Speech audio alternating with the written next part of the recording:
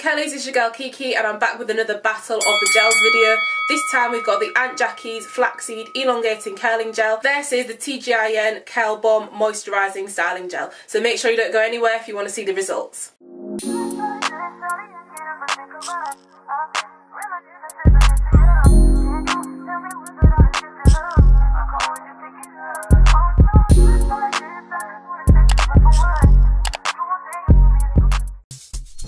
So we're starting off on freshly washed and conditioned hair as per usual, and I'm just sectioning off half of it, and then I'll section where my ear is, and then I'll section again just to start reapplying some water because my hair is definitely drying out a little bit. And I'm using the Camille Rose Honey Hydrate leave-in as the base for this style. What I noticed upon applying this gel is that it goes on really nicely. It just like kind of works into my hair really well. It's got a nice slip and it clumps my curls together quite well and gives me some good definition. So I have used this before. It's not the first time I've used this gel, and I did really like it the first time I used it. So I'm hoping I'm gonna get some good results today.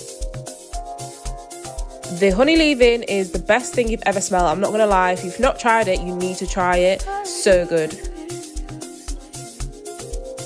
So moving on to the back of my head, I always do work in small sections. I like to use the raking method, smoothing method and a brush to just make sure all the product gets distributed evenly and that it clumps my curls really well, because definition is something I really like during day one. That's what I look for, and then as we move on throughout the week I like to get the volume, but day one definition is definitely where I'm going for with this one.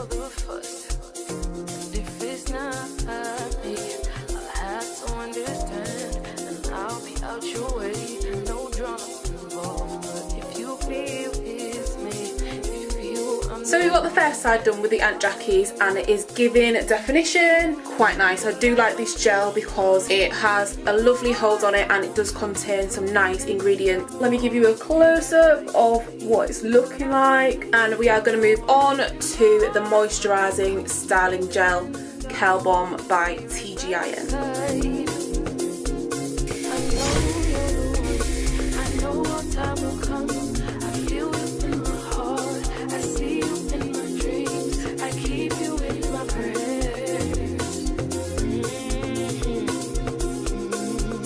I literally had to take the top off this one because I'm running out of this, and the only way I can get it out is if I do the getaway.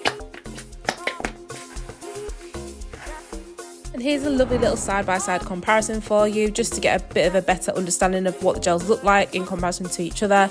At the moment, there's not a huge difference. It does feel like the Aunt Jackie's goes in better to my hair and it clumps better as opposed to the TGIN. Not sure what it is, but I think it's just the consistency of the gels, with Aunt Jackie's being, I think, a slightly just different formulation and texture, ever so slightly though. So there's not a huge difference at the moment, as you can see, but the Aunt Jackie's is definitely pulling my hair down a little bit more than the TGIN.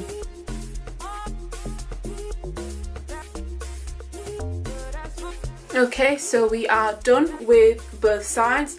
The TGIN is looking like this and the Aunt Jackie's is looking like this. At the moment I can't see too much of a difference. I do feel like the Aunt Jackie's went on slightly better than the TGIN in terms of kind of like overall slip and clumping the curls together, but we will see once we have the results in a few days. So don't go anywhere, and I will be back after I air dry and test this out for a couple of days to see how it goes. 2 days later. What's up, people? It is now Tuesday, 2 days later. So the first thing I noticed when it was completely dry is that this side with the Aunt Jackie's was stretched a little bit more than the side with the TGIN. I know the Aunt Jackie's gel does say elongating gel, and I really do think it did that, because when it dried, like instantly, this side was like here, and then this side was like here. But obviously I've had it up in a bun for the last couple of days, so it's kind of just stretched out evenly. As well as that, it does seem that this side with the Aunt Jackie's is a little bit more defined than this side with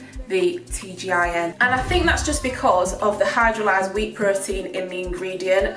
The Aunt Jackie's, literally, as I put it on, I could feel it was like instantly clumping, instantly defining, whereas the TGIN side was a little bit more, less of a hold than the Aunt Jackie side. And not to say that there's anything wrong with that. I mean, if you prefer more of a hold, I would definitely recommend that you go with the Aunt Jackie's. Overall though, they are fairly similar in terms of moisture, and the ingredients for both gels are still good. Hope you've enjoyed this video. Make sure you subscribe to see more videos like this, and I will see you in the next one.